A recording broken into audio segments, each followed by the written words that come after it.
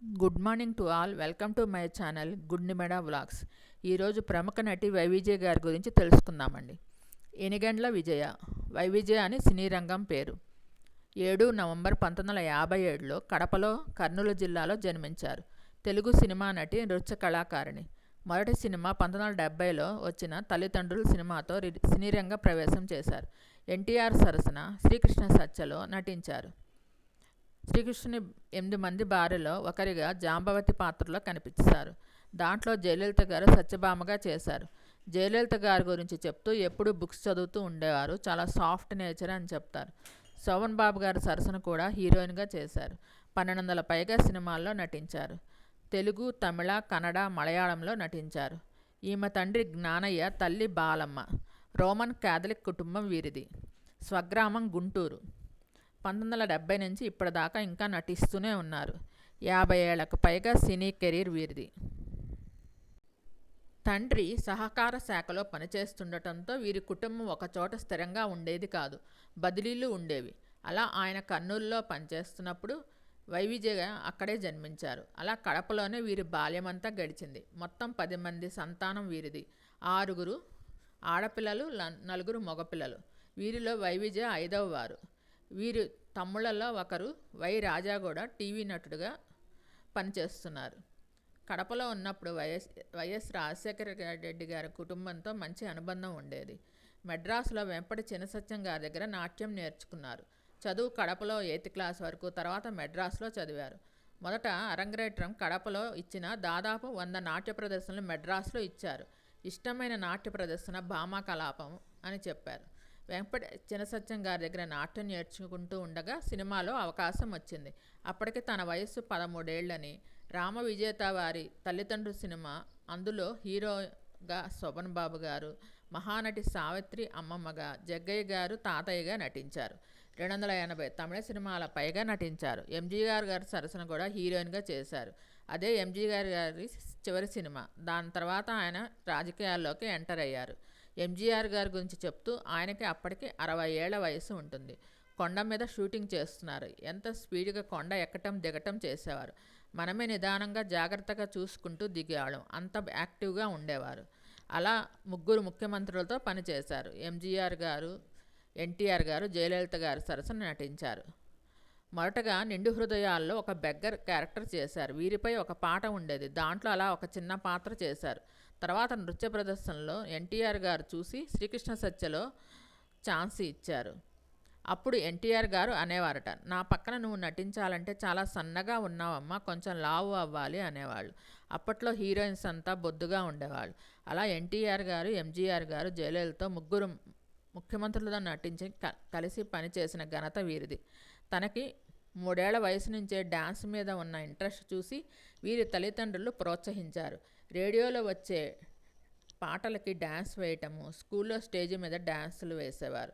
అలా తనను చూసి మెడ్రాస్లోని వెంపటి చినసత్యం గారి దగ్గర నృత్యం నేర్పించారు. వీరిది ప్రేమ వివాహం.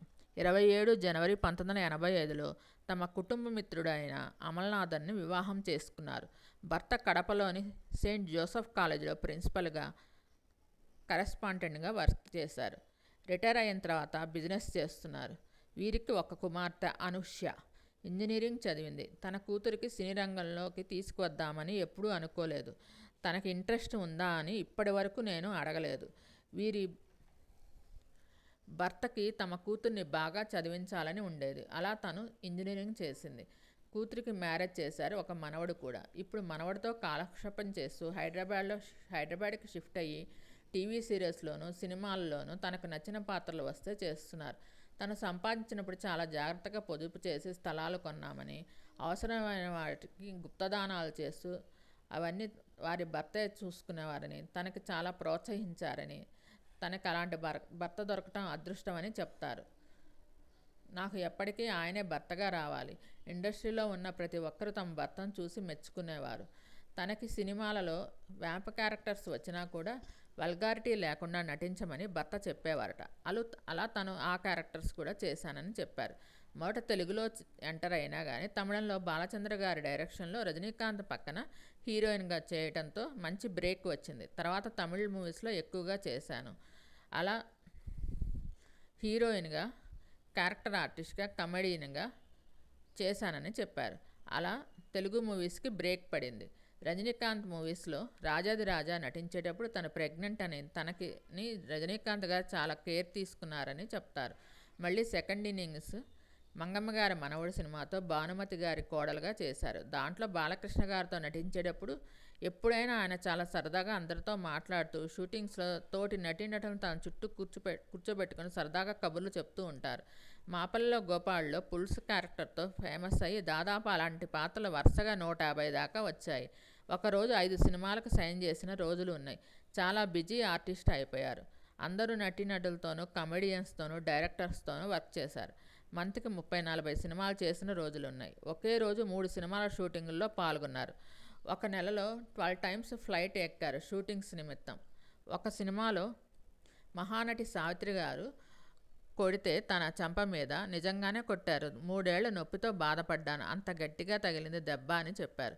శోభన్ బాబు గారు నీకు ఇంత కలర్ ఎలా వచ్చింది అని అడిగేవారట. వీరి అమ్మ తనను కడుపుతూ ఉన్నప్పుడు ఎప్పుడు జ్యూస్ తాగేవారట. అలానే అన్నంలో కూడా వేడి అన్నంలో గోల్డ్ రవ్వ వేసుకొని అప్పట్లో ఎన్టీఆర్ గారు కూడా తినేవారు అని చెప్తారు. అలా తిన్నారు, అందుకే నేను తెల్లగా పుట్టానేమో అని అంటారు.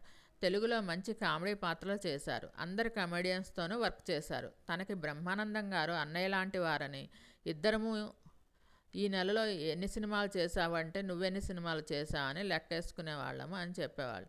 60 ఏళ్ల వయస్సు వచ్చినా కానీ ఇంకా నటిస్తూనే ఉన్నారు. 3 తరాలతో వర్క్ చేశారు. ఎన్టీఆర్ గారితోనూ బాలకృష్ణ గారితోనూ జూనియర్ ఎన్టీఆర్ గారి సినిమాల్లోనూ నటించారు. మొన్న ఈ మధ్య F2, F3లో అన్నపూర్ణ గారితో కలిసి వైవిజయ్ గారు చేసిన కామెడీ నటన చాలా బాగుంటుంది. ఇప్పుడు టీవీ సీరియల్స్లో కూడా చేస్తున్నారు. హీరోయిన్గా వచ్చి తర్వాత క్యారెక్టర్ ఆర్టిస్ట్గా స్థిరపడ్డారు. నటించిన సినిమాలు నిండు హృదయాలు ఫస్ట్ సినిమా, శ్రీకృష్ణ సత్య, తల్లిదండ్రులు, విచిత్ర బంధం, డబ్బుకు లోకం దాసోహం, మన్మథలీల, ఆడాళ్ళు మీకు జోహార్లు, ఆడవాళ్లే అలిగితే, మంగమ్మగారి మనవడు, అన్వేషణ, ప్రతిఘటన. దీంట్లో చాలా మంచి పాత్ర. విజయశాంతి గారి కష్టకాలంలో తోడుగా నిలిచే పాత్ర చేశారు.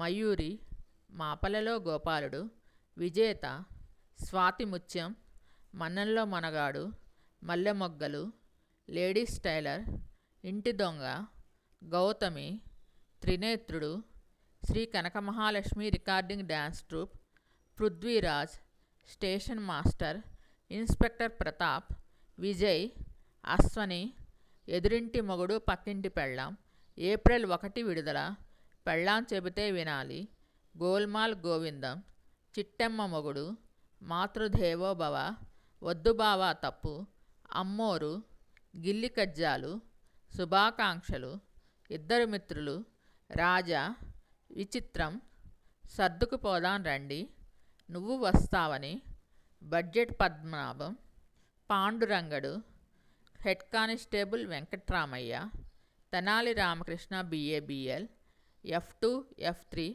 మొదలగు సినిమాల్లో నటించారు. ఇప్పటి జనరేషన్ వాళ్ళు చాలా అదృష్టవంతులు.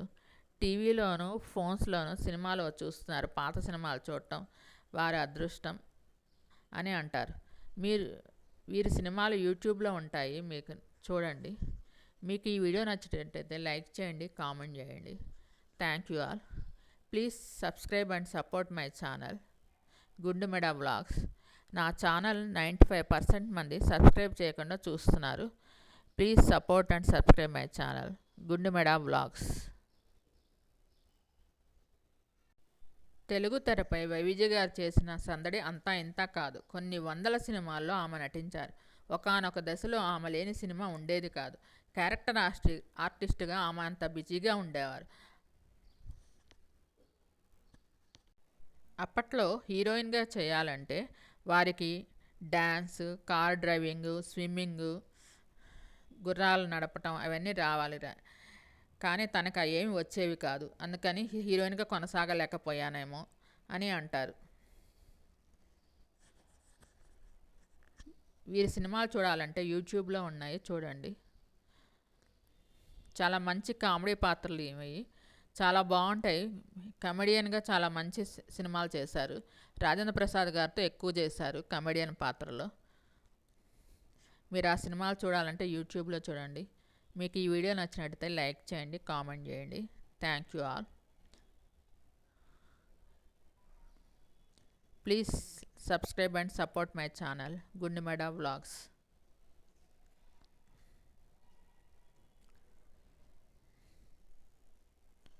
అప్పట్లో హీరోయిన్స్ అంతా చాలా బొద్దుగా ఉండేవాళ్ళు, తను చాలా సన్నగా ఉండేదాన్ని.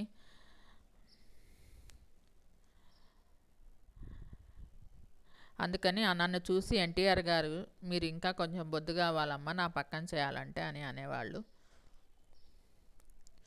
వైవిజయ గారు ఇంకా మంచి మంచి సినిమాలో నటించాలని, మనల్ని అందరినీ అలరించాలని కోరుకుందాం. Thank you all.